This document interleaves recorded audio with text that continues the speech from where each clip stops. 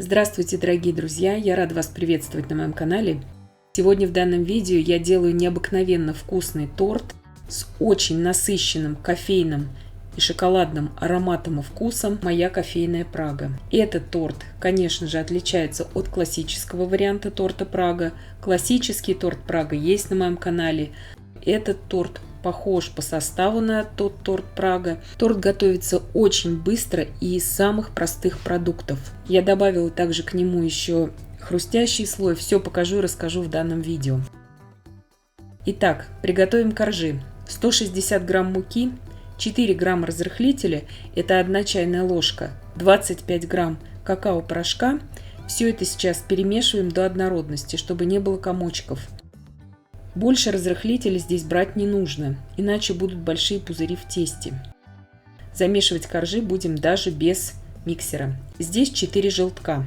Также добавляю туда 1 яйцо среднего размера, весом примерно 50 грамм без скорлупы. Вы можете взять просто 2 яйца.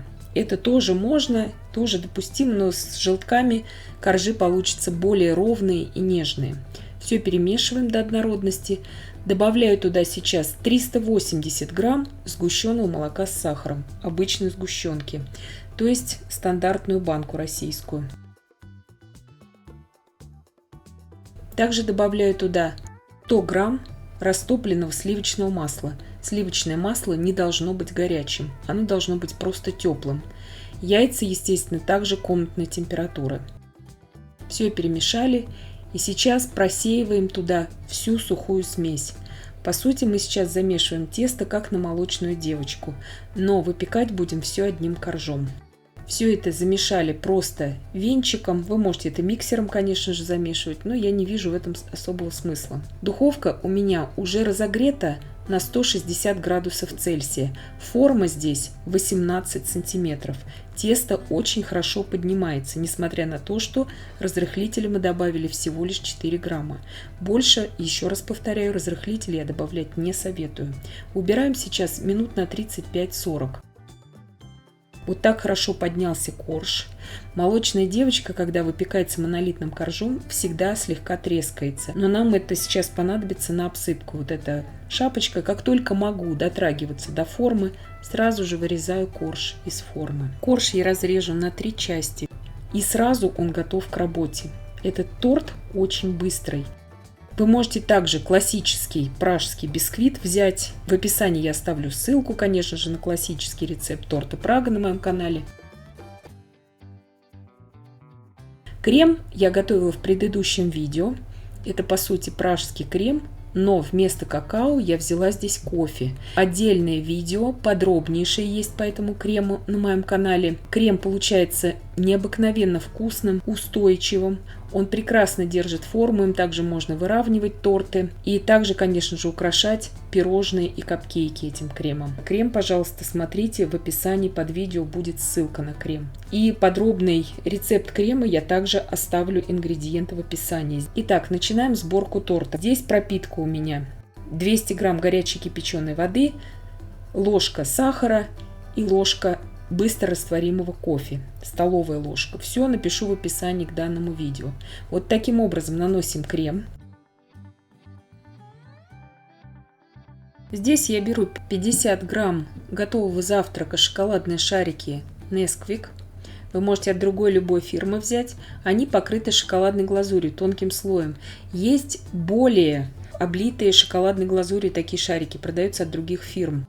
Чтобы они не размокали, вы можете их также покрыть дополнительно глазурью, если вы будете очень долго хранить этот торт. Рецепт этой глазури я напишу вам в описании под данным видео. Очень простой рецепт.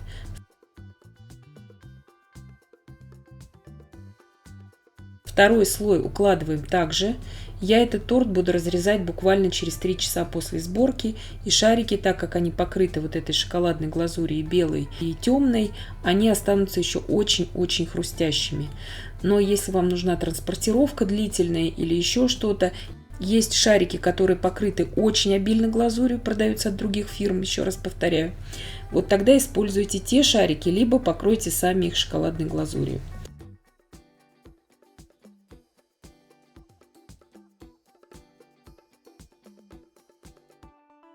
И третьим коржом накрываем. Обильно пропитываем, потому что он был дном у нас при выпекании, этот корж. И наносим небольшой слой крема сверху. Торт получается очень вкусным благодаря вот этим хрустящим шарикам, без заморочек. И вот этот хруст идеально подходит к кофе. Убираю сейчас на пару часов в холодильник. Здесь я довела до кипения, но не кипятила, 100 мл сливок 30% и добавляю туда 100 грамм шоколада 60% какао. От 50 до 70% какао здесь я бы советовала брать шоколад, потому что с молочным не так вкусно будет в сочетании вот именно с этим кофейным кремом и с кофейной пропиткой. Итак, размешиваем сейчас все это до однородности.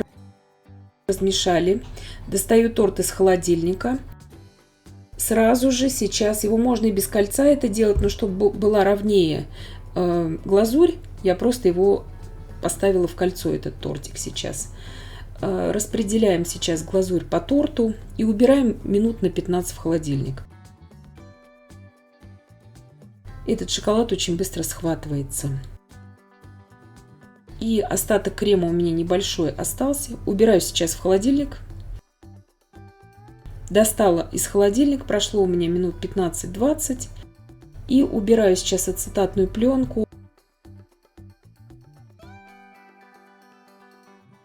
В измельчителе я измельчила шапочку от коржа. И сейчас посыпаю этой крошкой бока торта. Это уже по желанию. И остатком крема я сейчас задекорирую верх торта. Насадка 195, здесь у меня кондитерская насадка, кому нужен номер. Есть у меня подробное видео по большим насадкам, которые чаще всего используются в кондитерском деле. Проходите по ссылке и смотрите, также оставлю. Украсила также этими шоколадными шариками. Вот такой торт в итоге получается. Торт 18 сантиметров в диаметре, как я уже сказала.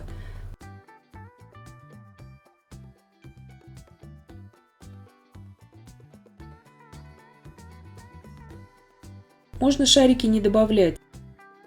Здесь я не советую добавлять, допустим, арахис в этот торт, если кому-то захочется, потому что арахис очень сильно доминирует во вкусе и с кофе не очень хорошо сочетается. Да и другие орехи тоже с кофе, такой немножко контраст будет во вкусах, и поэтому лучше взять вот что-то такое, что я вам предложила. Можно делать вообще без этого хрустящего слоя. И я надеюсь, что видео было полезным и познавательным. Подписывайтесь на мой канал, ставьте лайки, пишите комментарии. Я всем желаю больших успехов и до встречи в новых видео.